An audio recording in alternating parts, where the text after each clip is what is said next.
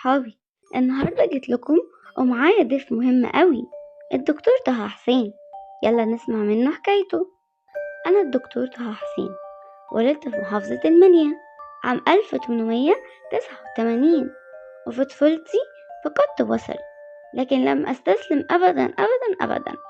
اجتهدت حتى أصبحت من أعظم الأدباء المفكرين في مصر والعالم العربي كله. درست في جامعة القاهرة، وبعدين سافرت لفرنسا وحصلت على الدكتوراه من جامعة السوربون. ومن أشهر كتبي كتاب الأيام، ولقبت بعميد الأدب العربي. وكان لي الشرف المشاركة في تطوير العالم والثقافة المصرية.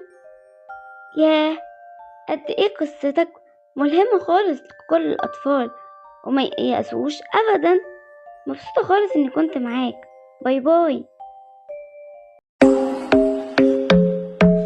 Back on my waist and